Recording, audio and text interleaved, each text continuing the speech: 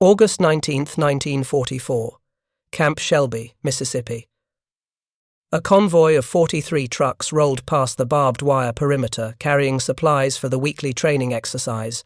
The German prisoners of war standing near the fence had seen such convoys before, dozens of them, hundreds even.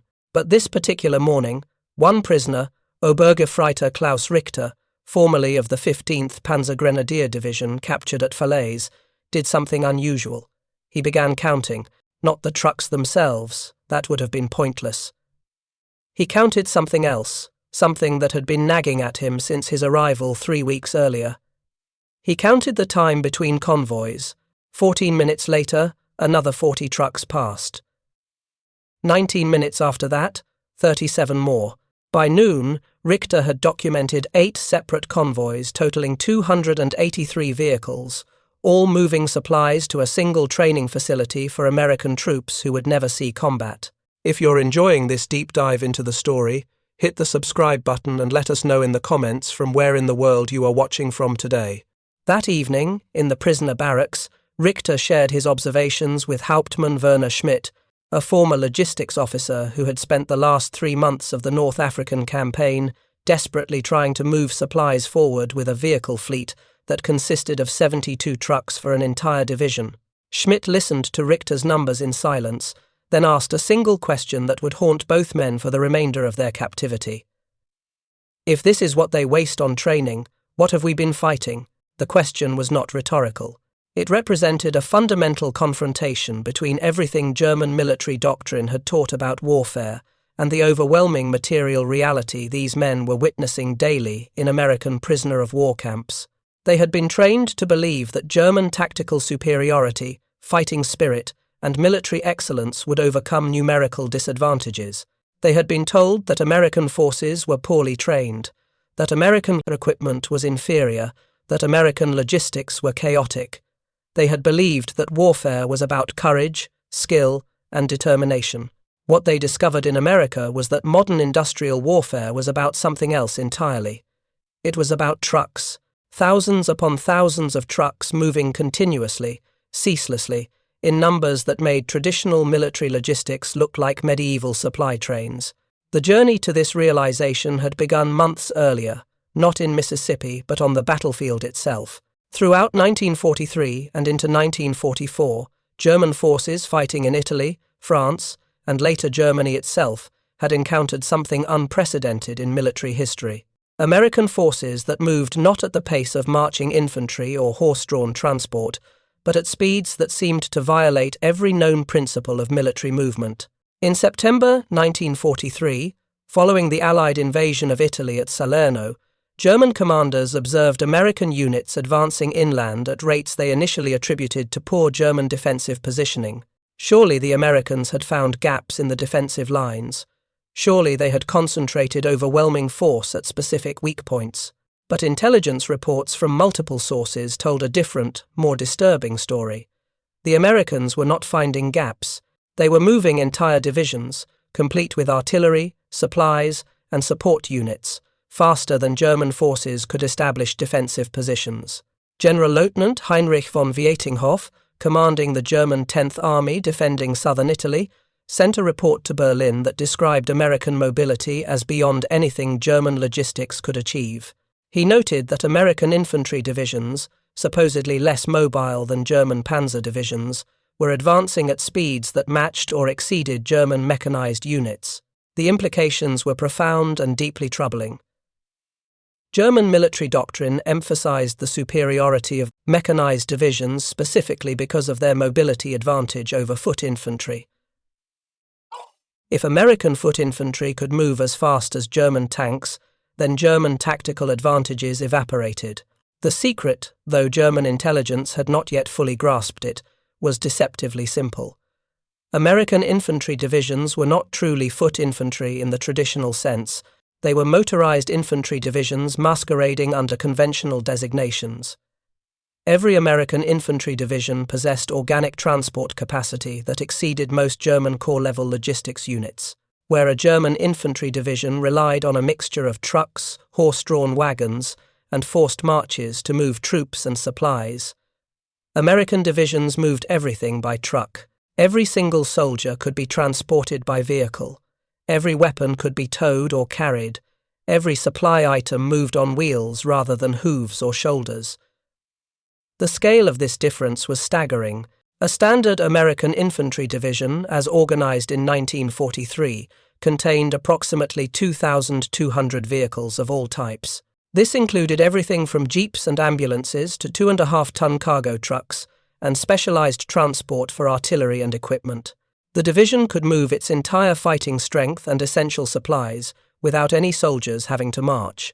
By contrast, a German infantry division in 1943 possessed perhaps 500 motor vehicles at full strength, and most divisions were significantly below authorized strength in transport.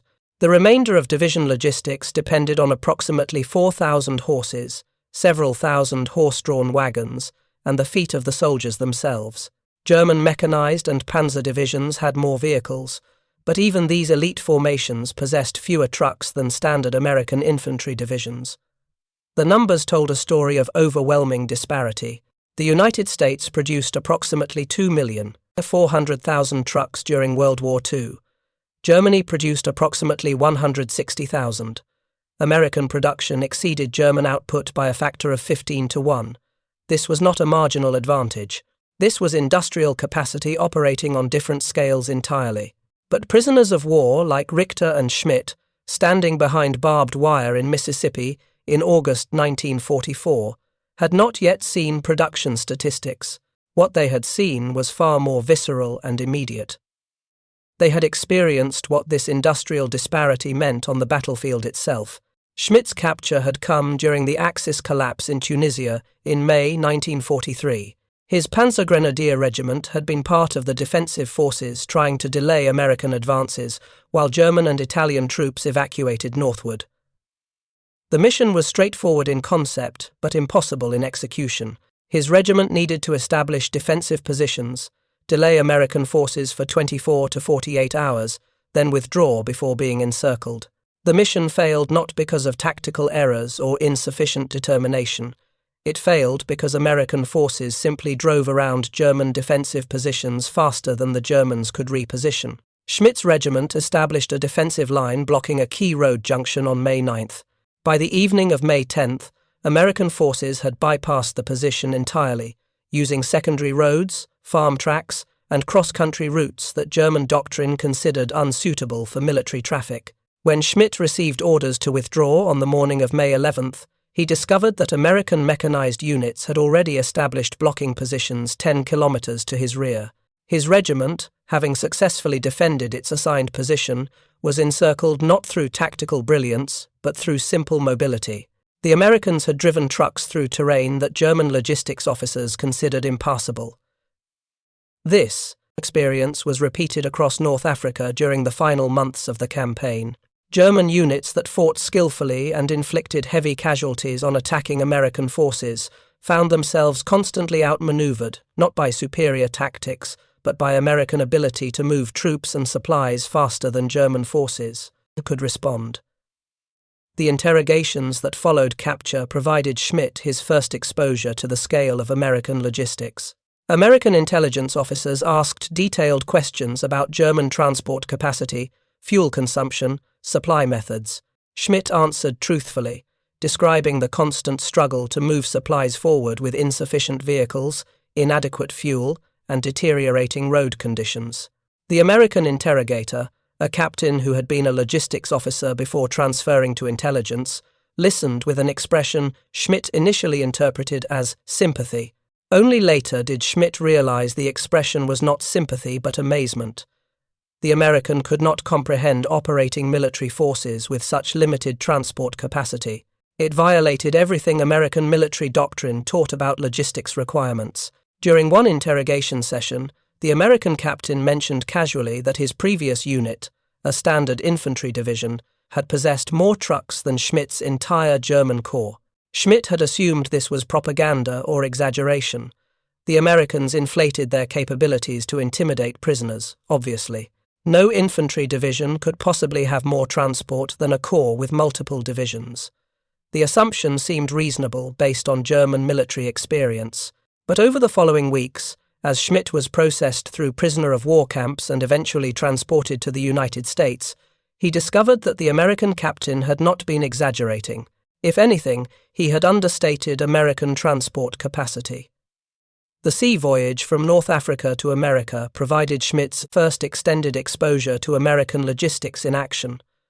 The transport ship that carried approximately 2,000 German prisoners was one of dozens making similar journeys. These vessels, called Liberty ships, were cargo freighters mass-produced specifically for wartime transport. The German prisoners learned from guards that American shipyards were producing these ships faster than German U-boats could sink them. One particular statistic struck Schmidt as impossible until multiple sources confirmed it. In 1943, the United States launched approximately 9,500,000 tons of merchant shipping, while German U-boats sank approximately 2,600,000 tons. America was building ships more than 3 times faster than Germany could destroy them. The Battle of the Atlantic, which German propaganda proclaimed as Germany's path to victory, was being lost through simple arithmetic. Upon arrival at Norfolk Naval Base in Virginia, Schmidt and the other prisoners confronted the physical manifestation of American industrial power. The port sprawled across thousands of acres with dozens of ships in various stages of loading, unloading, repair, and construction simultaneously. In a single day, Schmidt observed more ships than German ports could handle in a month. The continuous movement of supplies, equipment, and personnel overwhelmed his capacity to assess it systematically. But it was the truck parks that truly demonstrated the scale of American logistics. Near the port facilities, vast open areas contained thousands of trucks, hundreds of acres of military vehicles parked in neat rows, most appearing new or recently serviced. Guards mentioned casually that these were reserves, spare vehicles maintained in case active units needed replacements. Schmidt had spent months trying to keep his regiment mobile with a degrading vehicle fleet that could not be replaced. His mechanics had performed miracles maintaining trucks that should have been retired years earlier. He had written desperate requisitions for spare parts that never arrived. He had watched his regiment's mobility decline steadily as vehicles broke down faster than they could be repaired. Here, in a single port facility, America maintained spare trucks numbering more than all the vehicles in multiple German divisions. These were not essential vehicles in combat use. These were reserves, backups, insurance against possible future needs. The casual waste of having thousands of functional trucks simply parked as potential replacements revealed industrial capacity beyond Schmidt's comprehension. The rail journey from Norfolk to Camp Shelby, Mississippi, took 4 days across a landscape that challenged every assumption about American infrastructure and capability. The German prisoners traveled in passenger rail cars with seats, food service, and toilet facilities that exceeded what German troops received on military transports within Germany itself. The treatment of prisoners with greater comfort than German soldiers suggested not humanitarian generosity but overwhelming resource abundance. Through the train windows, Schmidt and his fellow prisoners observed an America that Nazi propaganda had consistently misrepresented. The countryside blazed with electric lights, even in rural areas. Small towns possessed paved roads and modern infrastructure. Farms operated with mechanical equipment that German agriculture could not match. Everywhere, the prisoners saw automobiles, trucks, and buses in numbers that suggested every American family owned multiple vehicles. One prisoner, a former economics professor who had been drafted into Wehrmacht logistics, began calculating rough estimates of American vehicle ownership based on observations during the journey. His conclusion suggested that America possessed more civilian automobiles than Germany, had total vehicles of all types, including military trucks. When Schmidt questioned whether such estimates could be accurate, the economics professor pulled out pre-war statistical references he had memorized. In 1939, Germany had approximately 1,400,000 motor vehicles total for a population of 70 million people. The United States had approximately 32 million motor vehicles for a population of 132 million. America had more than 20 times as many vehicles per capita as Germany. The infrastructure visible from the train windows, paved roads extending to rural areas, gas stations in every small town, repair shops and automotive suppliers everywhere, and reflected this fundamental difference in motorization. America was not a nation that happened to have military trucks. America was a nation where motorized transport was so common, so deeply integrated into civilian life, that transitioning to military production simply meant redirecting existing industrial capacity. The German prisoners were witnessing what military planners called strategic depth, the industrial and logistical foundation that enabled sustained military operations. Camp Shelby, when the prisoners arrived in mid-August 1944, provided the most systematic exposure to American logistics and training methods. The camp itself, built specifically to house German prisoners while utilizing their labor in agriculture and non-military work, demonstrated American construction capacity. The entire facility, capable of housing thousands of prisoners with barracks, kitchens, medical facilities, administrative buildings, and security infrastructure, had been constructed in approximately 90 days. German military construction projects of similar scale required 6 months to a year, even with forced labor and prioritized resources. American construction crews, working with abundant materials and modern equipment, achieved in 3 months what German engineering units could not accomplish in a year. The structural soundness and completeness of the facilities revealed systematic approach to logistics planning that extended from grand strategy to individual construction projects. But the daily operations at Camp Shelby provided even more revealing insights into American military logistics. The camp sat near a major American training facility, where infantry units prepared for deployment to Europe and the Pacific. German prisoners assigned to agricultural work or infrastructure maintenance could observe American training operations from a distance. What they witnessed challenged fundamental assumptions about military mobilization and readiness. American training operations consumed supplies at rates that would have bankrupted German logistics. Artillery units conducted live-fire exercises that expended more ammunition in a week than German units received in a month. Infantry units used live ammunition for training rather than conserving it for actual combat. Tank units operated vehicles continuously, conducting exercises that consumed fuel German forces reserved for critical operations. The waste, from a German perspective, was staggering. American training assumed unlimited resources. German training, by contrast, focused on minimizing resource consumption because supplies were always critically short. German recruits trained with rifles that lacked ammunition, learned tactics without live-fire exercises, and prepared for combat under conditions of enforced austerity. When Richter began his systematic counting of convoys in August 1944, he was attempting to quantify what all the prisoners sensed but could not precisely articulate.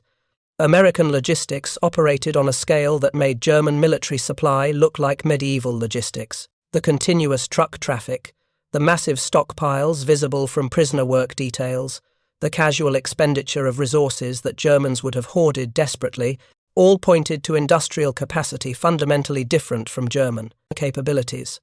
Richter's count that day documented 283 trucks moving supplies for training operations alone. No combat units, no frontline logistics, just the routine movement of supplies for soldiers learning their craft. When he shared these figures with Schmidt, the former logistics officer began calculating rough estimates of total American logistics capacity based on observable movements at a single facility. His calculations suggested something both mathematically certain and psychologically devastating. If Camp Shelby alone, one training facility among hundreds in the United States, consumed logistics support equivalent to a German army group with multiple corps and hundreds of thousands of men, then total American logistics capacity exceeded German resources by orders of magnitude that made victory literally impossible. Schmidt had been a professional soldier before the war, educated in traditional German military academy curriculum that emphasized tactical excellence, operational planning, and strategic thinking. He had studied Clausewitz, learned the principles of mass and maneuver, memorized historical campaigns where German military excellence overcame numerical disadvantages. Nothing in his education had prepared him for industrial warfare, where material production determined victory before the first shot was fired. The other prisoners, including Richter, began conducting similar observations, counting trucks, estimating supplies, documenting the endless flow of resources that sustained American training and operations. They compared notes in the evenings, building a collective understanding of what they were witnessing. If you find this story engaging, please take a moment to subscribe and enable notifications. It helps us continue producing in-depth content like this. The pattern was consistent across every observation point. American logistics moved continuously at scales that dwarfed German capabilities. These observations gained additional context from news accessible to prisoners. The American camp administration, following Geneva Convention requirements, provided prisoners with newspapers and radio access. The information was censored for security, but included general war news and home front reporting. Through these sources, prisoners learned about American industrial production, military deployments, and strategic planning. One article in September 1944 discussed American military truck production. The report, written for American civilian readers concerned about shortages of civilian vehicles, mentioned that military truck production had reached approximately 620,000 units in 1943 alone. The article treated this figure as evidence of inconvenience to civilians who wanted to purchase new cars, not as a remarkable industrial achievement. Schmidt read the article 3 times, checking whether he had misunderstood the numbers. 620,000 trucks in a single year. Germany's total truck production for all purposes, military and civilian combined, was approximately 100,000 per year at peak production. America was building trucks at 6 times the rate of total German production, while simultaneously producing aircraft, ships, tanks, artillery, and everything else required for global warfare. The mathematics were inexorable. No amount of German tactical superiority could overcome such industrial disparity. Every truck Germany destroyed would be replaced within days. Every convoy intercepted would be followed by 5 more. Every supply dump captured would be rebuilt within weeks. American logistics could absorb losses that would cripple German operations and continue functioning without appreciable disruption. This realization spread through the prisoner barracks like a disease, infecting every conversation with growing despair. The men had believed they were fighting for Germany's survival against enemies who threatened their homeland. They had accepted hardship, danger, and sacrifice as necessary for victory. Now, they were discovering that victory had never been possible. Germany had entered a war against industrial powers that could produce war materials faster than Germany could employ soldiers to use them. The evidence was everywhere, not just in truck convoys, but in every aspect of American military operations visible from the camps. American aircraft flew overhead continuously, training flights that consumed aviation fuel German forces rationed desperately. American artillery ranges conducted exercises audible for miles, firing support missions that exhausted more ammunition than German artillery units possessed. American supply depots visible from prisoner work details contained reserve stocks larger than frontline inventories for entire German armies. October 1944 brought additional confirmation through new prisoner arrivals.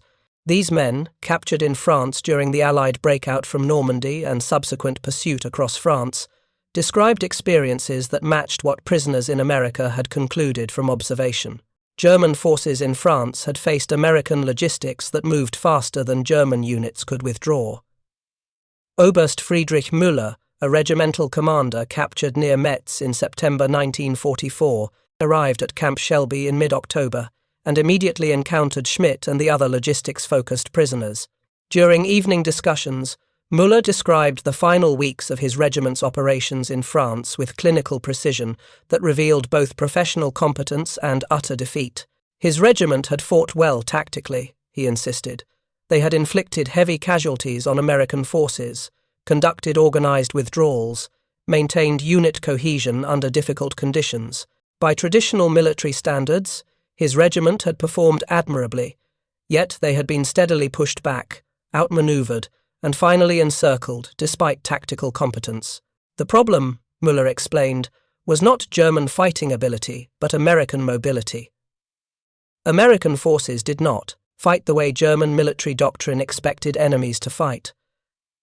They did not concentrate overwhelming force for breakthrough operations, then pause to consolidate and resupply. Instead, American units advanced continuously, maintaining pressure regardless of supply line lengths or logistical complications. When Müller's regiment established defensive positions to delay American advance, the Americans simply bypassed his positions using parallel routes. When his forces withdrew to avoid encirclement, American mechanized units drove faster than his regiment could march, establishing blocking positions that trapped German formations.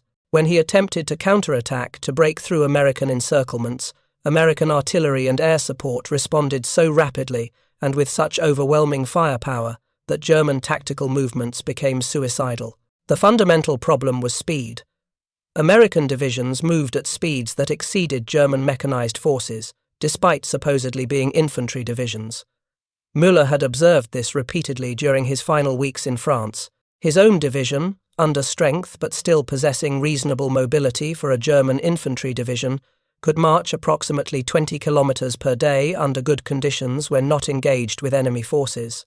American infantry divisions routinely advanced 40 to 60 kilometers per day through combat zones, maintaining supply lines, supporting artillery, and conducting continuous operations.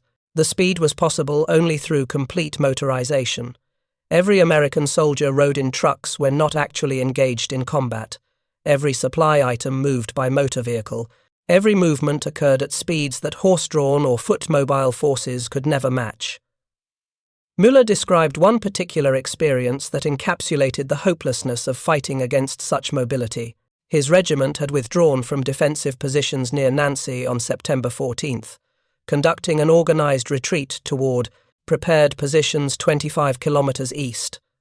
The withdrawal was executed properly according to doctrine, with rear guards covering the movement, minimal equipment abandoned, good order maintained.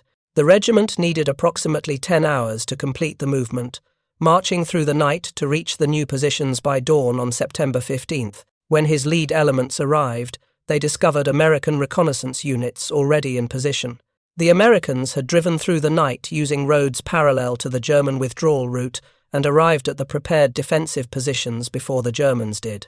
Müller's regiment, despite conducting a tactically sound withdrawal, had been outmarched by an enemy that simply drove faster than the Germans could walk. The prepared defensive positions, stockpiled with supplies and ammunition for a sustained defense, were compromised before German forces could occupy them. Rather than conducting defense from prepared positions with rest and resupply, Müller's exhausted troops went immediately into meeting engagement against American forces who had traveled farther but arrived fresher because they had driven rather than marched. This pattern repeated throughout the campaign in France. German forces withdrew systematically, attempting to trade space for time and establish successive defensive lines. American forces advanced so rapidly that German units could not establish defenses faster than Americans could bypass or overrun them.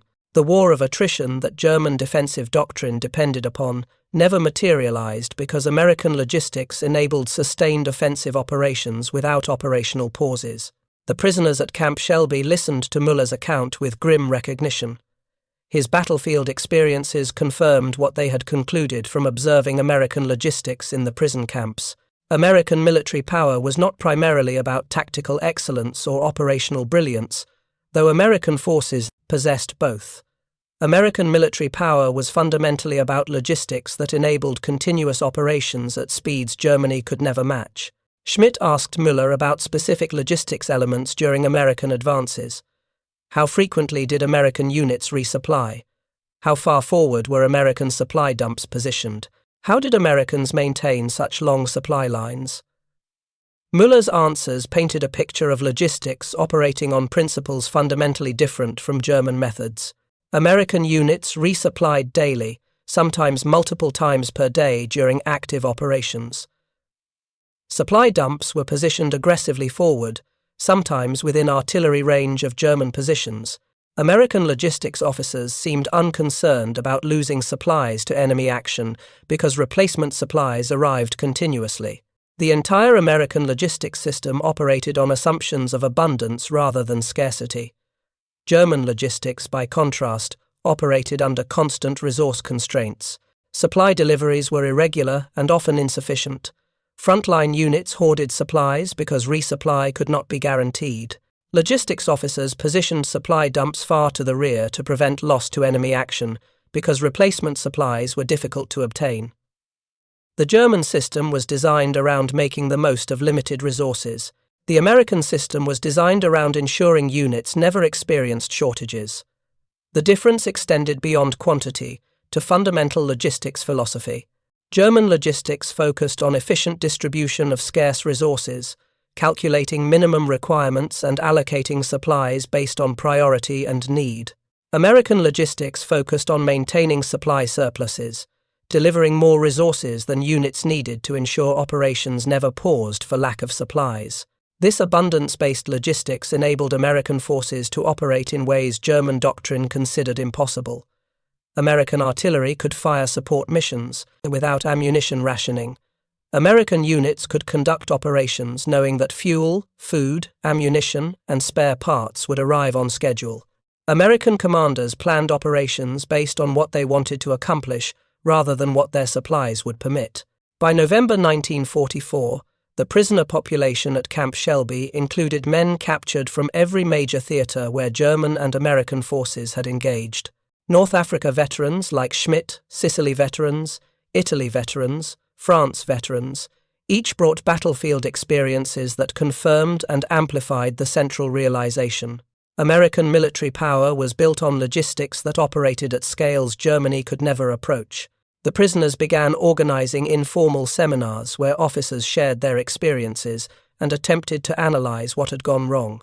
These evening discussions, tolerated by camp authorities as harmless prisoner activities, represented something more significant than idle conversation. German officers were conducting systematic post-mortems on their own defeat, analyzing with professional competence the industrial and logistical factors that had made German victory impossible from the beginning.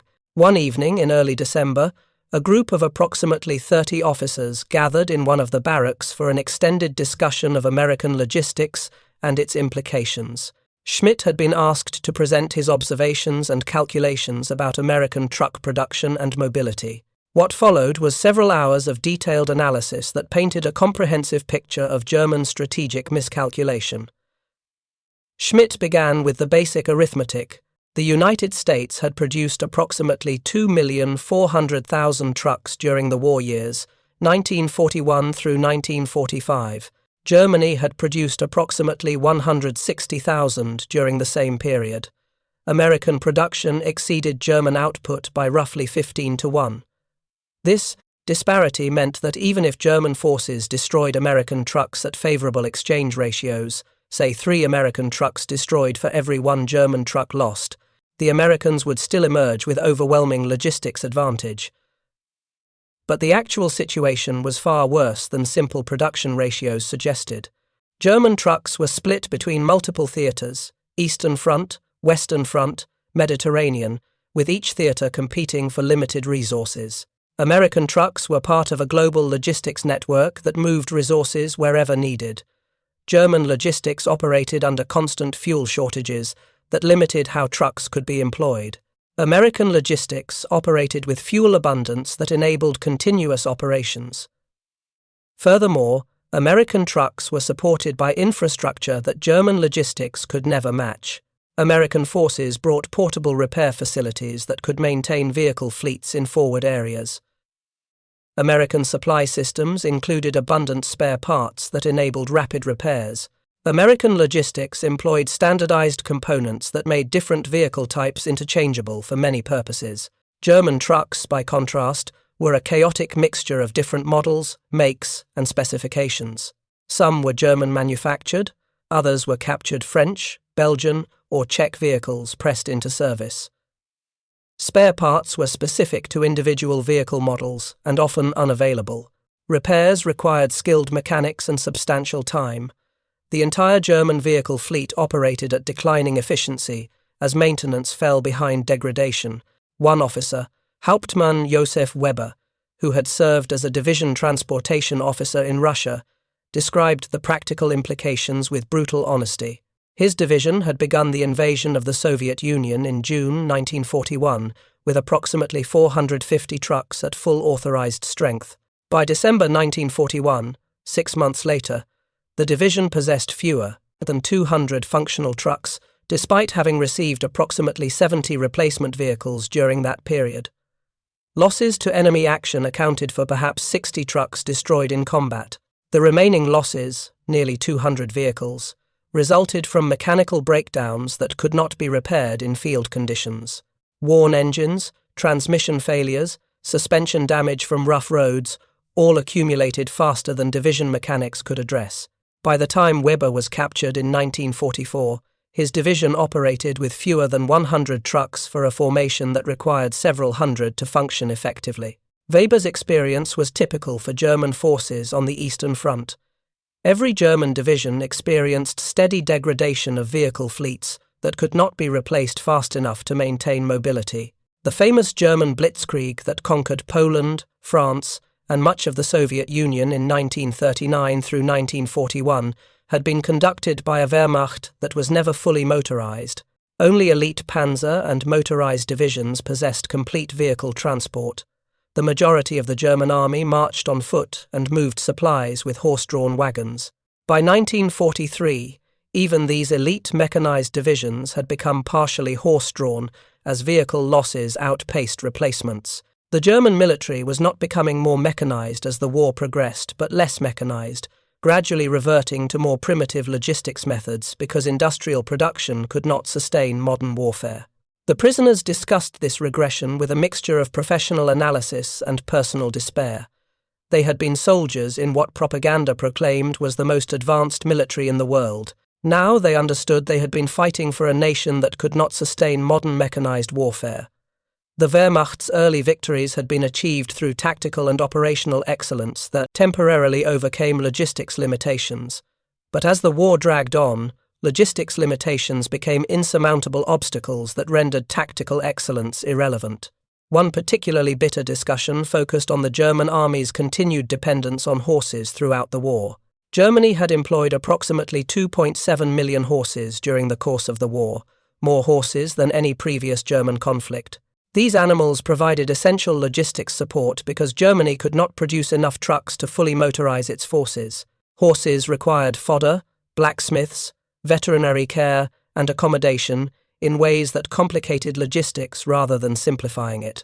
Horses moved slower than trucks, required more personnel to manage, and broke down, became sick, or died faster than vehicles did. Yet Germany had no alternative. Without horses, the Wehrmacht could not have conducted operations at all. American forces, by contrast, employed horses only in specialized circumstances. The vast majority of American logistics operated entirely through motor transport. This difference extended beyond simple numbers to fundamental strategic capability. American forces could sustain offensive operations in winter because trucks kept running. German forces saw their mobility collapse in winter because horses required enormous fodder supplies that were difficult to transport, and many horses died from exposure or exhaustion. The prisoner discussions always returned to the same central conclusion. Germany had entered a war requiring industrial capacity that Germany did not possess.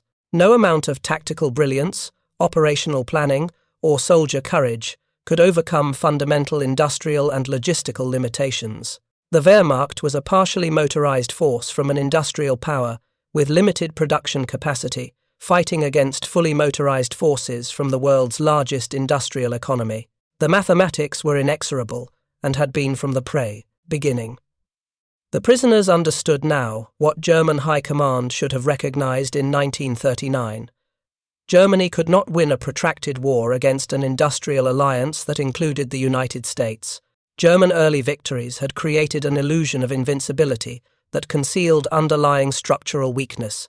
Once American industrial power fully mobilized, German defeat became not just probable but mathematically certain. December 1944 brought news of German counteroffensive in the Ardennes, what would become known as the Battle of the Bulge. Initial reports reaching the prisoner camps suggested German success. The Wehrmacht had achieved surprise, broken through American lines, and captured significant territory. German propaganda broadcasts available to prisoners portrayed the offensive as potential turning point in the war. The officers at Camp Shelby listened to these reports with professional interest but without hope. They understood what the German High Command apparently did not. A tactical surprise offensive could not overcome the fundamental logistics disparity that had doomed Germany from the start. They began calculating how long German forces could sustain offensive operations without adequate logistics support. Their estimates ranged from 1 to 3 weeks depending on fuel supplies and ammunition stockpiles. By late December, news from the Ardennes confirmed their predictions. The German offensive had stalled not through American tactical brilliance, but through simple logistics collapse. German forces ran out of fuel, ammunition, and supplies faster than they could be replenished. American forces, despite initial surprise and heavy losses, had responded with speed and flexibility that reflected their logistics advantages. Entire American divisions repositioned to threatened sectors within days. Supply convoys delivered fuel, ammunition, and food to besieged units through air and ground transport. Reinforcements arrived, faster than German intelligence considered possible. Oberst Müller, following news of the Ardennes battle carefully, described to his fellow prisoners one particular detail that exemplified American logistics superiority. The American 101st Airborne Division had been encircled at Bastogne, surrounded by German forces and cut off from ground supply lines. Traditional military doctrine suggested the division would be forced to surrender within days due to supply shortages. Instead, American transport aircraft delivered supplies by airdrop, sustaining the division through the entire siege. The Americans flew hundreds of supply missions, dropping food, ammunition, medical supplies, even winter clothing, in quantities sufficient to maintain division combat effectiveness. By the time American armor broke through to relieve Bastogne, the supposedly cut-off division had not been weakened by supply shortages but maintained full combat readiness. German forces, by contrast, had never developed similar air supply capacity. When German units were encircled, as at Stalingrad or in various pockets during 1944, they rapidly degraded through supply shortages. German air transport capacity was insufficient to sustain encircled forces, except in the smallest operations. The Luftwaffe had neither sufficient aircraft nor adequate logistics organization to replicate what Americans achieved routinely. This disparity in air logistics capability reflected the broader pattern the prisoners had identified. American logistics operated on principles of abundance and multiple redundancies. If ground supply was disrupted, air supply substituted. If one supply route was cut, alternative routes opened. If forward supply dumps were destroyed, replacements arrived within days. The entire American logistics system was designed to ensure that operational tempo never decreased due to supply limitations. By January 1945, news from Europe confirmed total German defeat in the Ardennes. The offensive had consumed Germany's last strategic reserves of fuel, armor, and experienced troops without achieving any lasting strategic advantage. American forces not only recovered from initial surprise but were now advancing toward Germany faster than before the offensive. The prisoners at Camp Shelby received this news with resignation rather than surprise. They had predicted this outcome based on their understanding of logistics disparities. What they had not predicted was how profoundly their American captivity would educate them about the industrial foundations of modern warfare. The following months brought additional evidence of American logistics superiority through prisoners' daily observations.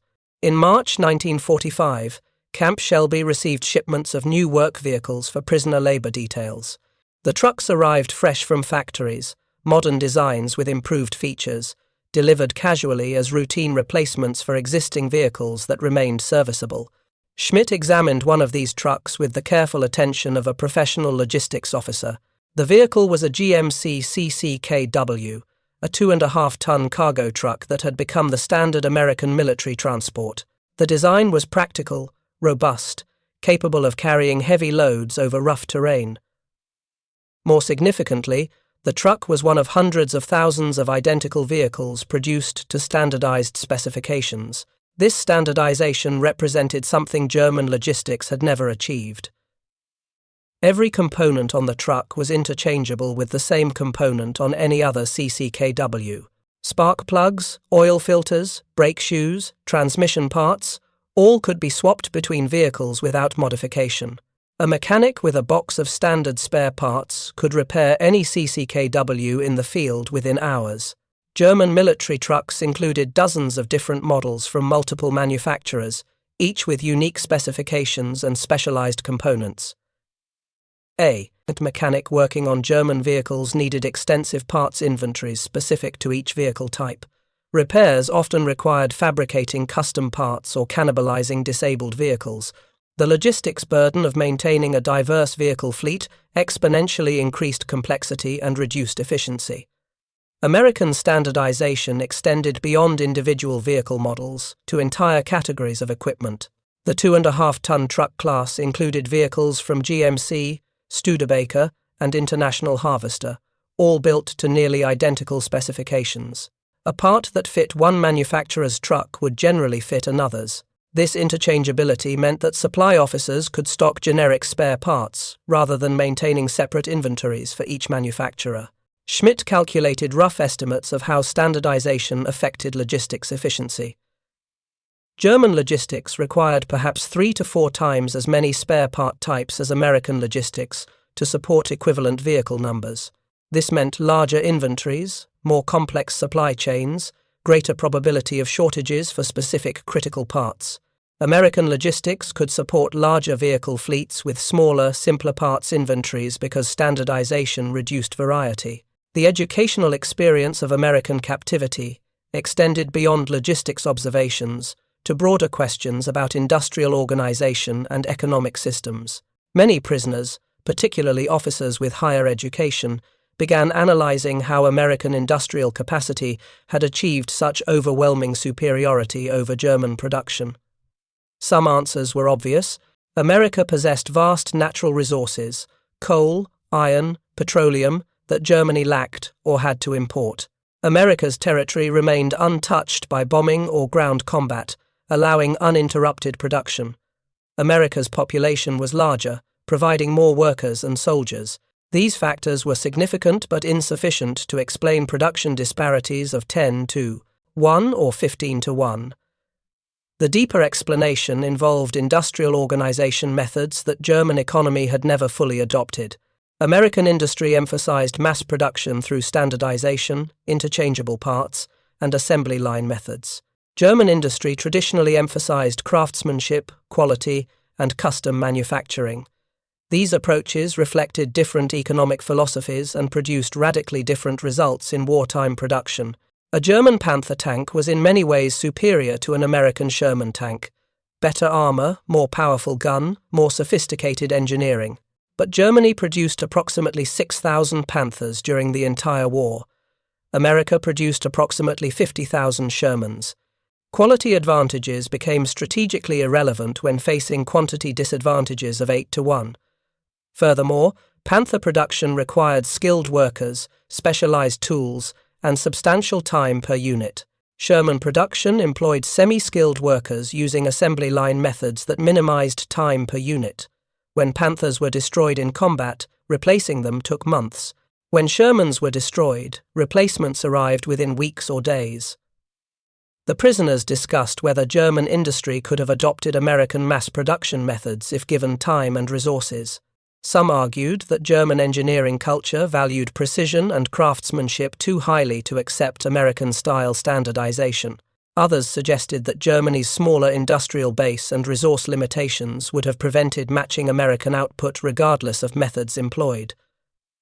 One prisoner, Dr. Heinrich Brandt, who had been an industrial engineer before the war, argued that the fundamental difference was not technical but philosophical. American industry operated on principles of abundance and waste tolerance, producing more units than needed, accepting some defects in exchange for speed, standardizing designs even when customization might improve performance. German industry operated on principles of efficiency and perfection, minimizing waste, ensuring high quality, optimizing individual unit performance. In peacetime, Dr. Brandt argued, the German approach produced superior results. German products were renowned worldwide for quality and engineering excellence, but in wartime, the American approach was decisively superior. Wars of industrial attrition rewarded quantity over quality. speed over perfection, abundant production over efficient use of resources. This insight cut deeply for men who had been raised in a culture that celebrated German engineering excellence and craftsmanship. They had believed German products were superior because they were better designed and more carefully manufactured. Now they understood that superiority in engineering excellence was irrelevant when facing overwhelming numerical disadvantages in actual production. April 1945 brought news of American and Soviet forces advancing into Germany from east and west. German resistance continued but clearly approached collapse. The prisoners at Camp Shelby followed these reports with mixture of concern for families and friends in Germany and recognition that their wartime service had been in service of a cause that was strategically doomed from the beginning. In late April, American camp authorities began showing prisoners newsreel footage of concentration camps liberated by Allied forces. The images of mass graves, emaciated survivors, and systematic murder facilities shocked many prisoners who claimed to have known nothing about such operations. The footage forced confrontation not just with German defeat, but with German moral catastrophe. Schmidt and Müller, watching this footage in stunned silence, understood that their analysis of logistics and industrial capacity, while accurate, was ultimately beside the point. Germany had not merely lost a war through industrial inferiority. Germany had conducted a criminal enterprise that had murdered millions and devastated Europe. No amount of trucks or industrial production could have made such an enterprise morally acceptable or strategically viable. The discussions in prisoner barracks shifted after these revelations. Earlier conversations about logistics and production had maintained focus on military and technical questions. Now the prisoners confronted broader questions about German society, Nazi ideology, and their own complicity in a criminal regime. Some maintained they had merely served as soldiers following orders. Others acknowledged that willful ignorance and passive acceptance had enabled crimes they could no longer deny.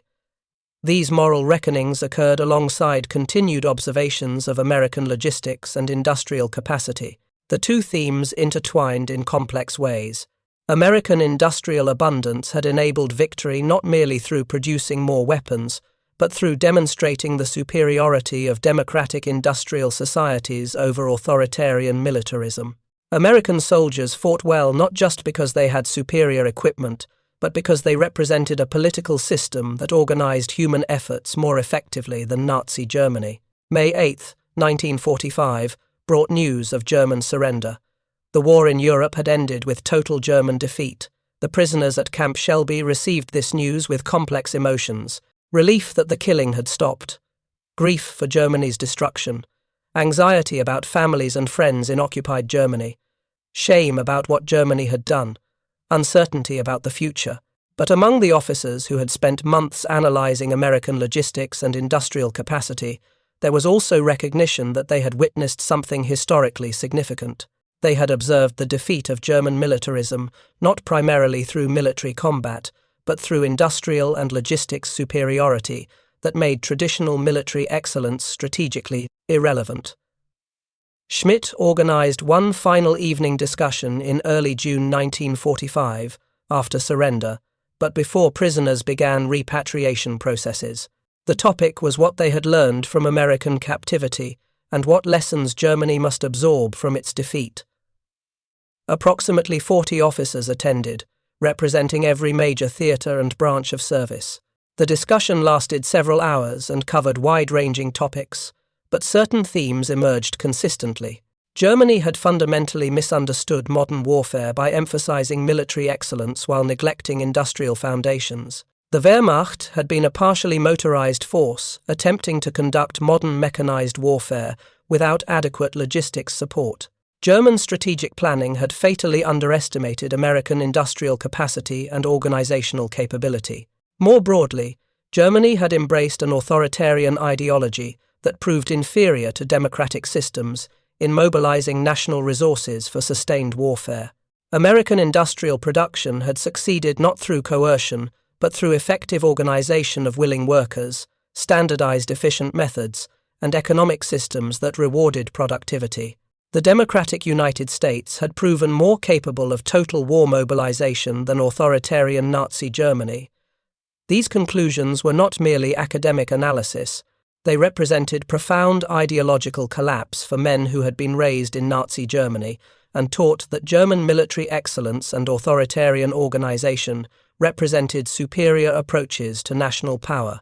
Their American captivity had systematically demolished these beliefs through overwhelming evidence of American superiority in the very areas where Germany claimed excellence. The most devastating realization was how early German defeat had become inevitable. Schmidt and others calculated that by mid-1942, perhaps earlier, the industrial and logistics balance had shifted so decisively against Germany that no amount of tactical brilliance could achieve strategic victory. Germany had fought for 3 more years, suffering and inflicting enormous casualties, destroying cities and populations, all in service of a cause that was already mathematically lost. This recognition that millions had died in a war that was already lost created profound moral and psychological distress for prisoners who had to reconcile their military service with its futility and Germany's crimes. Some prisoners found solace in distinguishing between serving Germany and serving Nazism. Others struggled with complicity in an evil regime. All confronted the reality that their sacrifices had been in vain and their nation had committed terrible crimes. Through the summer of 1945, prisoners at Camp Shelby and other American camps awaited repatriation to Germany. The process would take months, and for some over a year, as American authorities prioritized other matters. During this period, prisoners continued observing American society and drawing conclusions about what Germany must learn from its defeat. One observation particularly struck former logistics officers like Schmidt. American military demobilization proceeded with the same logistics efficiency that had characterized American operations during the war. Millions of soldiers returned to civilian life, received benefits through the GI Bill, found employment in an economy transitioning from war production to peacetime manufacturing. The logistics of demobilization, returning men and material from global deployment to home territory, was as complex as mobilization had been. Yet American authorities managed it with apparent ease. German demobilization, by contrast, would be chaotic and incomplete. Millions of German soldiers remained in prisoner-of-war camps. German industry was destroyed or dismantled. German cities were rubble. The German state had ceased to exist as a functional entity. Germany would require years to recover from defeat, and recovery would depend heavily on assistance from the very nations Germany had fought. The contrast highlighted a fundamental difference between American and German approaches to war. America had fought to defeat enemies and restore peace, maintaining sufficient resources to rebuild afterward. Germany had fought to conquer and exploit, exhausting all resources in pursuit of unachievable objectives. American strategic planning had included post-war considerations from the beginning. German strategic planning had focused exclusively on military victory without adequate consideration of what would follow. Richter, who had begun the systematic observations of American logistics in August 1944, continued his counts and calculations through the summer of 1945. By this point, his documentation included nearly a year of observations at Camp Shelby. The cumulative data painted a comprehensive picture of American logistics operating continuously at scales that dwarfed German capabilities. In September 1945, Richter compiled his observations into a detailed report that he shared with fellow prisoners. The report documented not just truck movements, but broader patterns of American logistics efficiency, maintenance practices, supply chain management, personnel rotation methods. Richter's conclusion emphasized that American logistics superiority resulted not from any single factor, but from systematic organization that optimized every aspect of military transport and supply. The report circulated among prisoners throughout the camp system, copied and shared by men who wanted to understand precisely how they had been defeated. For many, the report provided factual confirmation of what they had intuited from observations. American military power was fundamentally about logistics that enabled sustained operations at speeds and scales German forces could never match. Through late 1945 and into 1946, prisoners gradually began repatriation to Germany. Schmidt departed Camp Shelby in January 1946, nearly 3 years after his capture in Tunisia. He travelled by train to the port, then by ship to Europe, then by train through devastated Germany to his hometown in Bavaria. The journey provided final confirmation of American logistics superiority. The same transport infrastructure that had moved prisoners into America now moved them back to Europe with similar efficiency. Ships, trains, trucks, all coordinated to relocate thousands of men across oceans and continents. The logistics of repatriation, though enormous in scale, proceeded smoothly because American organizational methods made complex operations appear routine. Arriving in Bavaria, Schmidt confronted Germany's devastation. Cities were ruins, infrastructure destroyed, economy collapsed, population struggling to survive. The physical evidence of defeat was everywhere. But for Schmidt and others who had spent years in American captivity, the more profound lesson was not visible in the rubble. The real lesson was that Germany had lost the war not primarily on battlefields, but in factories, not through tactical errors, but through industrial incapacity. In the years following repatriation, many former prisoners of war contributed to German reconstruction by applying lessons learned from American captivity. They advocated for industrial methods, emphasizing standardization and mass production. They supported democratic political systems that had proven more effective than authoritarianism at organizing national resources. They promoted economic integration with former enemies, recognizing that cooperation produced better results than conquest.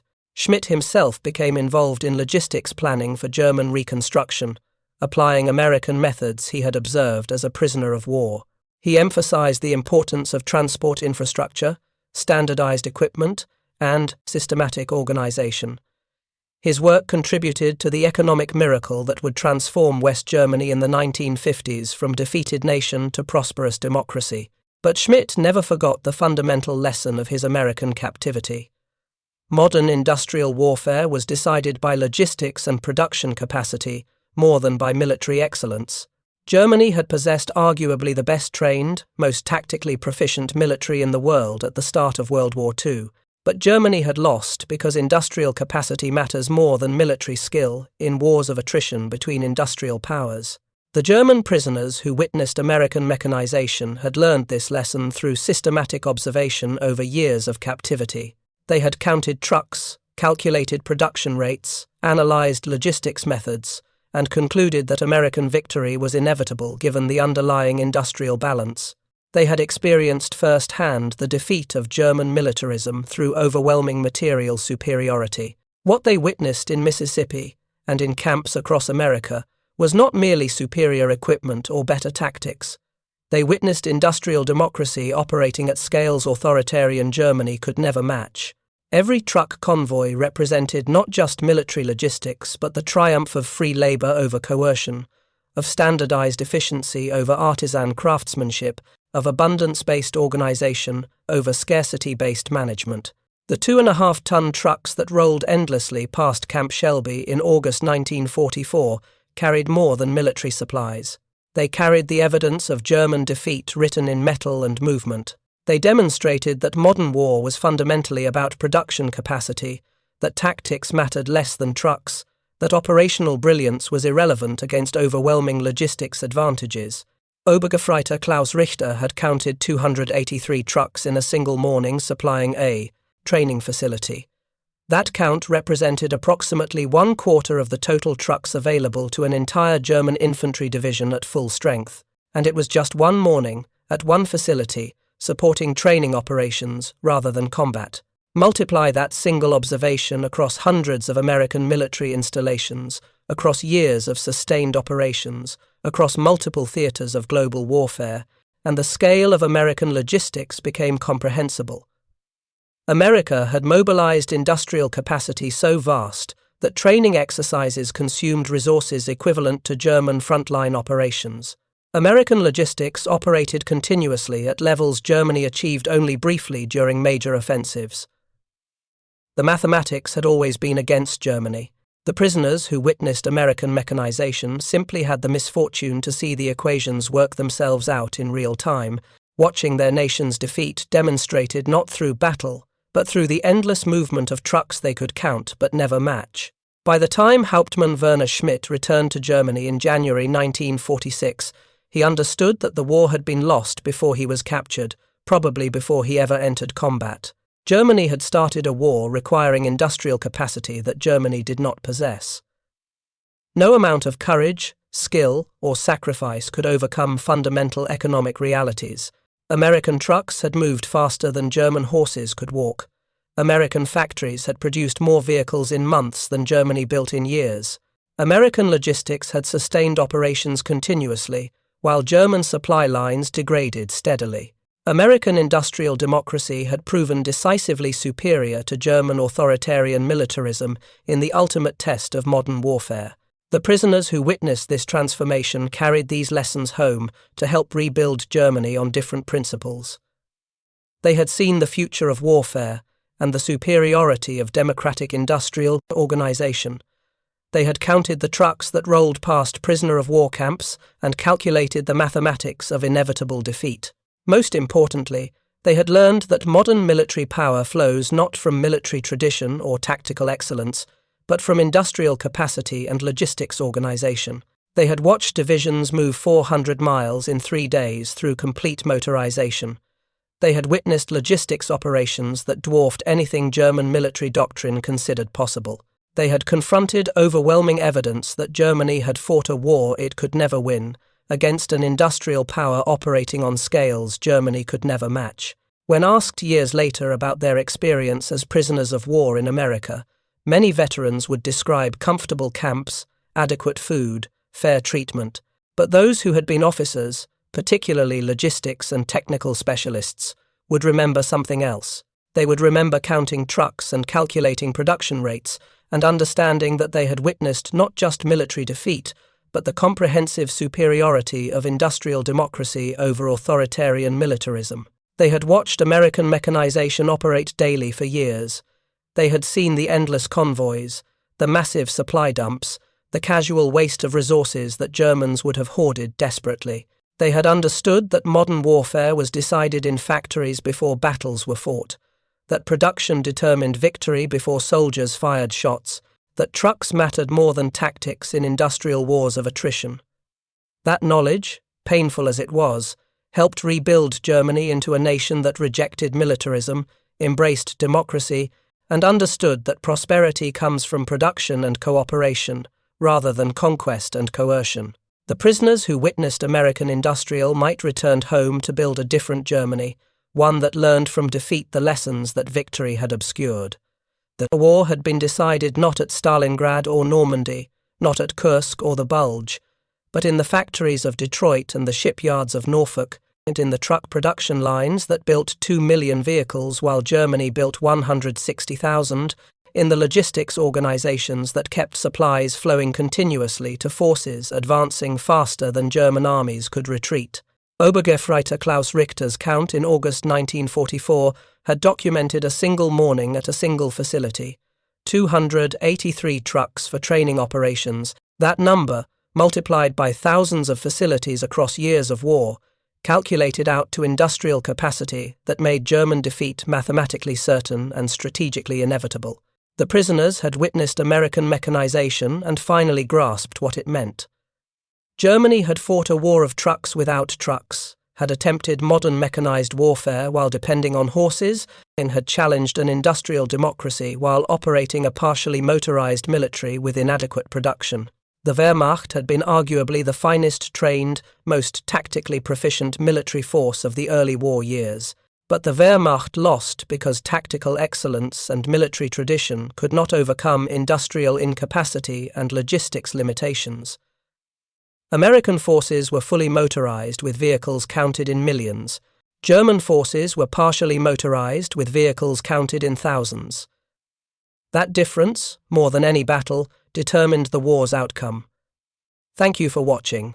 For more detailed historical breakdowns, check out the other videos on your screen now, and don't forget to subscribe.